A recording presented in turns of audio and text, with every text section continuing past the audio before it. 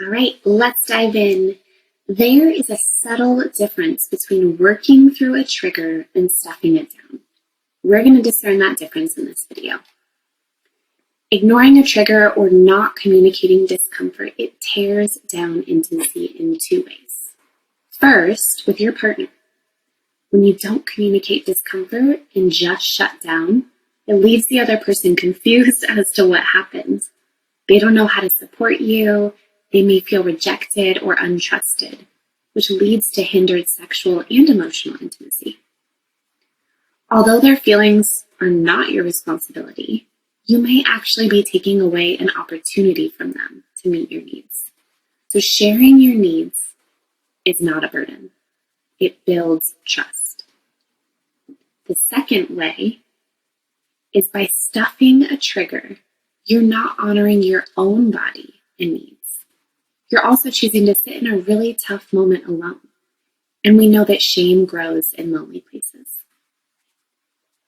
So why would we ignore a trigger if we know it hinders trust with ourselves and our partner? Well, the first reason is that you just don't know what to do instead. If you don't know what to do instead, then you feel a little stuck in where to go next. The second reason you might ignore a trigger is that people have told you your responses are illogical. But remember, trauma responses are not logical. Our brain cannot access logic because we are so flooded with past memories that are bringing up pain. So that is a perfectly valid response. The third reason to ignore a trigger might be that your experience hasn't been validated. So triggers don't make sense. Or maybe the story in your head is that you're weak because you can't push through it. The fourth reason is if you don't know where they come from, then unknown feels really scary. And instead of choosing a courageous option to look deeper, the hard option, we push an easy button and ignore the trigger. And when that's done enough times, it just becomes a subconscious pattern. It's a breakable one. Number 5 is we think that's just how we are. After learning about trigger responses, I have a question now. Did anything jump out to you that you previously thought was just a personality trait? And now you know that's a trauma response, and it can be worked on and find healing. The sixth reason someone might ignore a trigger is you don't want to experience the emotion that feels broken. So you deny that it exists. And number 7, you don't know that it's just that. You don't know you're experiencing a trigger. You may still be in the awareness stage of identifying triggers, and that's okay. That is a growth area. When I first started becoming aware of my triggers, there was a time where a certain behavior had happened a few times, and each time I was left so uneasy.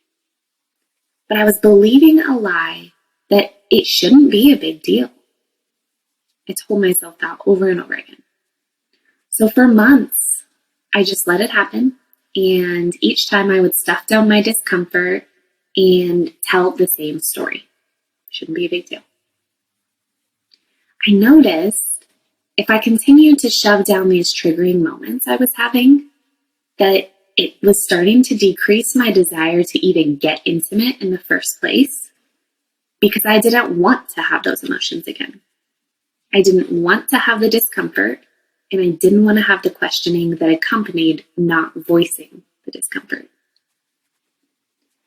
So when I decided to bring it up, it felt so extra scary because I had not given myself permission to believe that my discomfort was valid. Remember, my main story is shouldn't be a big deal, shouldn't be a big deal. After about 30 minutes of sitting in silence because I just couldn't choke out what I wanted to say without crying, I finally told him what I was feeling. It probably took another 20 minutes for me to say why.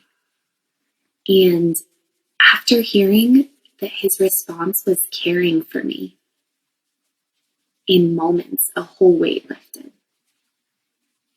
We sat in that space and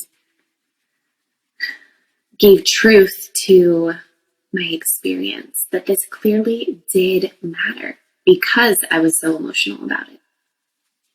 He asked why I didn't just say something right when it happened, and it was given all the attention it deserved and needed to be seen and held. In that moment,